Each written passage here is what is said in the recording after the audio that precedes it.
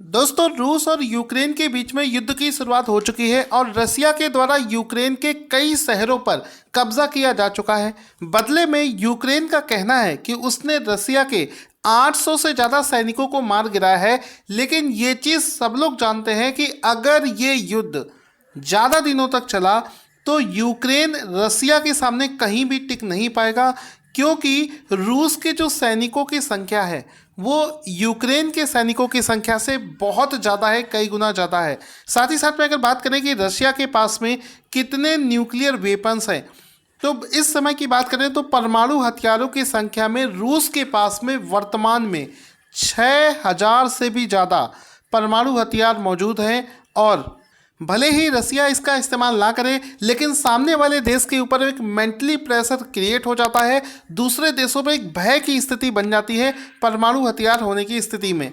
लेकिन दोस्तों, यूक्रेन की इस समय जो हालत है, ये पहले से यूक्रेन की ऐसी हालत नहीं थी। एक वो भी समय था जब यूक्रेन के पास में 1991 में यानी कि 1991 में यूक्रेन के पास में लगभग 2000 के आसपास में न्यूक्लियर वेपन्स हुआ करते थे। और अगर इसमें रैंकिंग की बात करें तो उस समय 1991 के समय में यूक्रेन के पास में दुनिया की तीसरी सबसे बड़ी न्यूक्लियर वेपन्स की जखीरा था। तो आप समझ सकते हैं कि आखिर यूक्रेन ने ऐसी कौन सी गलती करी जिसका खामियाजा आज उसको भुगतना पड़ रहा है। 1991 में 2000 न्यूक्लियर वेपन्स रखने वाला देश आज की डेट में एक भी न्यूक्लियर वेपन्स को नहीं रखता है। इसके पीछे की स्टोरी क्या है उसको आज के इस वीडियो में डिस्कस करेंगे। अगर दोस्तों आपको हमारा कंटेंट अच्छा लगता हो तो इस वीडियो को लाइक और शेयर करना और इस चैनल को भी सब्सक्राइब करना ऐसे और भी वीडियोस देखने के लिए। देखिए, पूरे केस की शुरुआत कब होती है? दूसरा विश्व युद्ध जो है वो समाप्त हो चुका था और दूसरे विश्व युद्ध के समाप्त होने के बाद से ही अमेरिका और सोवियत संघ, जिसको यूएसएसआर बोलते हैं, उसके बीच में एक कोल्ड वॉर की शुरुआत हो गई। शीत युद्ध की शुरुआत उसी समय से हो गई थी, जिसके बाद में अमेरिका, ध्यान से समझना, जिसके बाद में अमेरिका और यूएसएसआर में परमाणु बम बनाने की होड़ बहुत तेज़ी से बढ़ चली, उस समय पर अमेरिका और यूएसएसआर ने बहुत सारे परमाणु हथियार विकसित करने शुरू कर दिए लार्ज क्वांटिटी में। यानी कि अमेरिका उस समय पहले स्थान पर पहुंच गया परमाणु हथियारों के मामले में, और यूएसएसआर जो है वो दूसरे स्थान पर पहुंच चुका था। अब जैसा कि आप इस मैप में देख रहे होंगे कि उस समय रसिया और यूक्रेन ये सब एक ही देश हुआ करते थे। इस पूरे पार्ट को, जितना भी आप ये सब देश देख रहे हैं, ये सब रशिया का ही पार्ट हुआ करता था और ये सब मिलाकर बनाते थे यूएसएसआर। ठीक है, तो हुआ क्या कि एक तरफ तो यूएसएसआर था, एक तरफ यूएसएसआर और दूसरी तरफ आपका यूरोपियन कंट्रीज थे, जिसमें कि अमेरिका भी आता है। तो यहाँ पर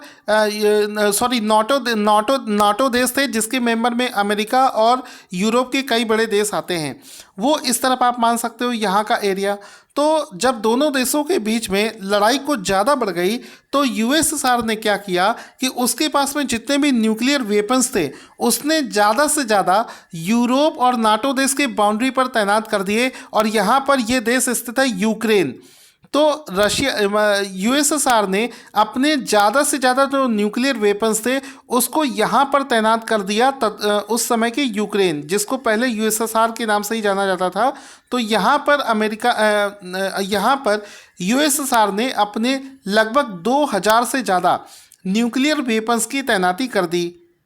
अब साल शुरू हो जाता है 1991। 1991 में क्या हुआ कि जो यूएसएसआर था वो कई छोटे छोटे देशों में बंट गया, जिसमें से एक बड़ा हिस्सा था वो रशिया बना, यूक्रेन बना, बेलारूस बना, एस्टोनिया, कजाकिस्तान, उज्बेकिस्तान। तो जब ये यूएसएसआर का विघटन हुआ तो इसी विघटन को ही शीत युद्ध की समाप्ति घोषित कर दिया गया। मान लिया गया कि कोल्ड वॉर समाप्त हो गया और यूएसएसआर इस तरीके से छोटे छोटे देशों में बंट गया। तो उस समय जब यूक्रेन रसिया से अलग हुआ, यूएसएसआर विघटित हो गया, तो जो परमाणु हथियारों की तैनाती यूक्रेन देश में करी गई थी वो वहीं पर रह गया। यानी कि लगभग 2000 की संख्या में यूक्रेन के पास में परमाणु हथियार उपलब्ध थे उस समय 1991 के आसपास में। उसके बाद में जब ये कोल्ड वॉर फिनिश हुआ था तो ये जो यूएसएसआर के देश थे इनकी वित्तीय हालत बहुत ज़्यादा ख़राब हो चुकी थी। तो कुछ हद तक ये लोग डिपेंडेंट हो गए थे पश्चिमी देशों पर, यूरोपियन कंट्रीज़ पर इनकी डिपेंडेंसी बढ़ती गई और वहीं से ही इनके फॉल की शुरुआत हो गई। जैसे ही ये यूरोपीय देशों पर डिपेंडेंट हुए फाइनेंशियल बेसिस पर, इसकी यूएसएसआर के यूक्रेन के पास में जो 2000 न्यूक्लियर वेपन्स हुआ करते थे उसके फॉल की कहानी यहीं से शुरू हो गई। अगर नंबर्स की बात करें तो 2000 से ज़्यादा न्यूक्लियर वेपन्स यूक्रेन के पास में थे और अगर अभी के समय यानी कि वर्ष 2022 के समय से भी कंपैरिजन करें तो किसी भी देश यानी कि अमेरिका और रूस के बाद में किसी भी देश के पास में इतने न्यूक्लियर वेपन्स आज की डेट में भी नहीं है। तो आप समझ सकते हैं कि यूक्रेन कितना उस समय पावरफुल हुआ करता था। और फाइनली एक ऐसा मेमोरेंडम आया जिसके बाद में यूक्रेन ने अपने सारे न्यूक्लियर हथियार रसिया को दे दिए। वो कौन सा मेमोरेंडम था? इस मेमोरेंडम को बोला जाता है बुडापेस्ट मेमोरेंडम।